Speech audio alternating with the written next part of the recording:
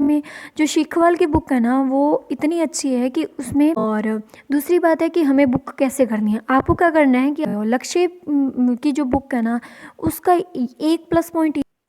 Hello everyone, I hope आप सभी लोग बहुत अच्छे होंगे और आप सभी का बहुत बहुत स्वागत है हमारे इस प्यारे से चैनल एसके पढ़ाई पे। तो आज हम डिस्कस करने वाले हैं सेकंड ग्रेड का फर्स्ट पेपर, यानी आरपीएससी जो सेकंड ग्रेड है उसका जो फर्स्ट पेपर है उसका सिलेबस। ठीक है, तो फर्स्ट पेपर के अंदर 4 सेक्शन आते हैं और 200 नंबर का क्वेश्चन पेपर होता है और 100 क्वेश्चन इसमें पूछे जाते हैं।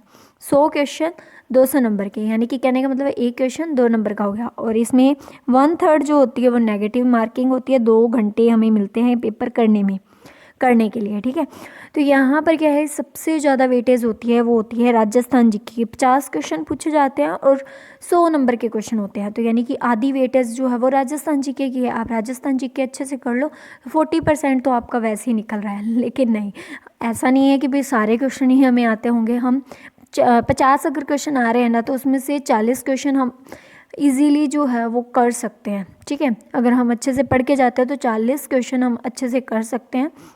और इसमें जो ज्योग्राफी और कला और संस्कृति, ये तो क्या है कि फैक्चुअल पूछी जाती है और मतलब फैक्ट पूछे जाते हैं इसमें। लेकिन जो हिस्ट्री और राजनीति, ये थोड़ी सी कंसेप्ट, इसमें कंसेप्ट होते हैं, हमें समझनी पड़ेगी।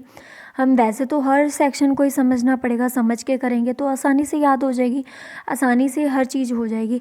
लेकिन इनको जो है वो डीपली पढ़ना है, डीपली समझना पड़ेगा, हर चीज़ को दूसरी चीज़ से लिंक करना पड़ेगा, ये 2 सेक्शन में, हिस्ट्री में और पॉलिटी में।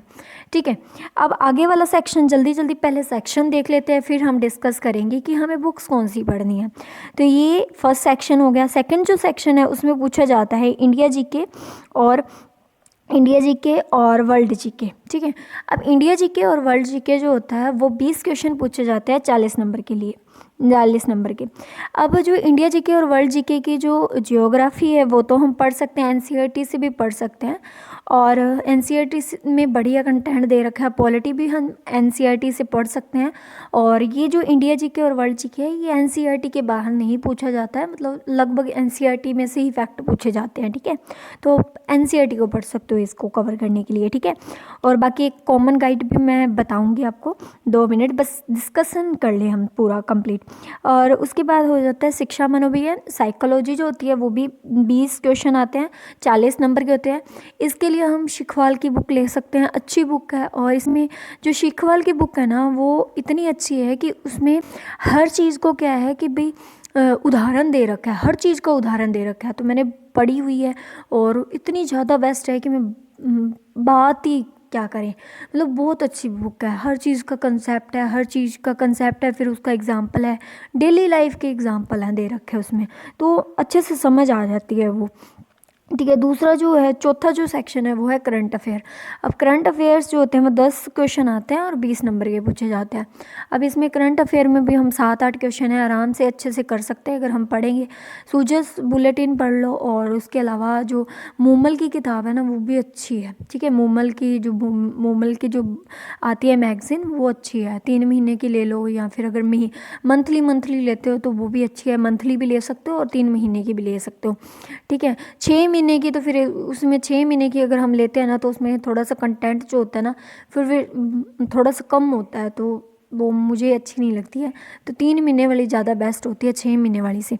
तो ठीक है, तो ये हो गया हमारा। अब एग्ज़ाम का पैटर्न तो हमें पता लग गया कि क्या क्या सेक्शन है। अब बात आती है कि बुक कौन सी ले। अब बुक आपको क्या लेनी है, नाथ पब्लिकेशन की बुक ले आओ।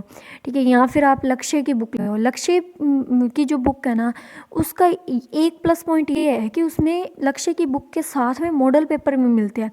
पुराने सालों के जो भी, मतलब पुराने जो भी आरपीएससी ने जो पेपर लिए हुए हैं, 5 पेपर जो है ना वो पुराने पेपर, वो उसमें उसके साथ में आते हैं, यानी मॉडल पेपर साथ में आता है। तो हम क्या कर सकते हैं, देख सकते हैं उसको, समझ सकते हैं कि पेपर की मांग क्या है, डिमांड क्या है, वो उसका प्लस पॉइंट है लक्ष्य की बुक का।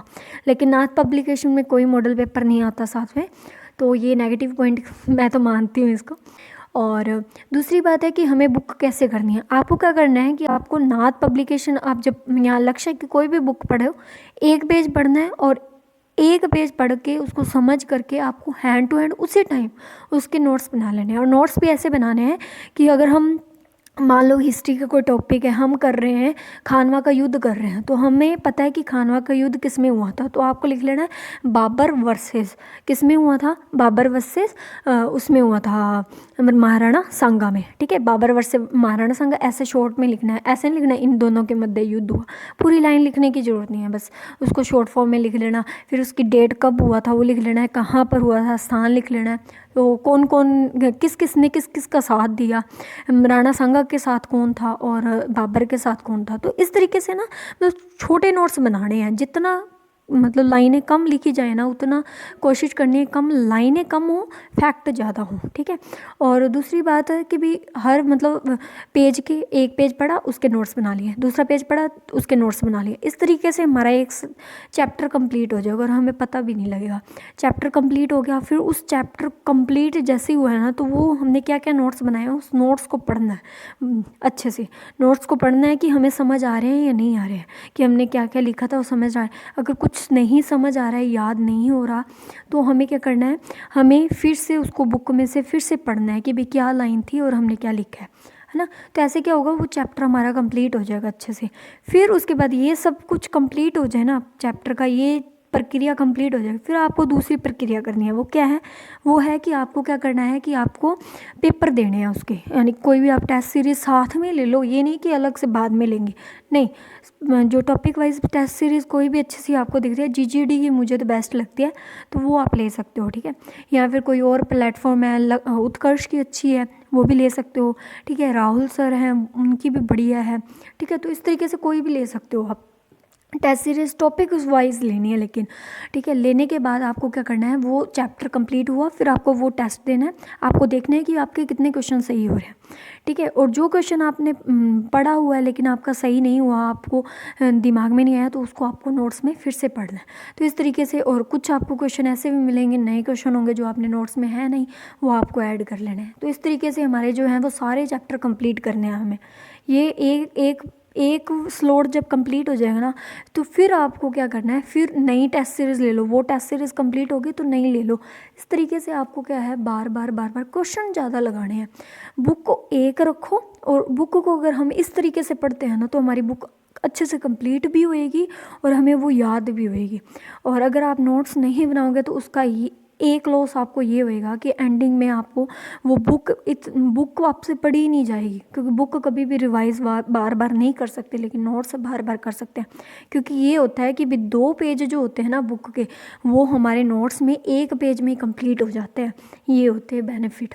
ठीक है, तो इस तरीके से अगर आपकी बुक अगर 100 पेजों की है ना, तो आपका जो नोट्स है ना वो 50 पेज की बनेंगे, चाहे बना के देख लेना। ठीक है, तो ये बेनिफिट है। तो ठीक है, आज के लिए इतना ही। आई होप आपको सारी चीज़ें समझ आ गई होंगी और आप अच्छे से नोट भी बना पाओगे और बुक को अच्छे से कवर भी कर पाओगे। तो धन्यवाद, मिलते हैं नेक्स्ट वीडियो में नेक्स्ट कंटेंट के साथ। ओके, धन्यवाद।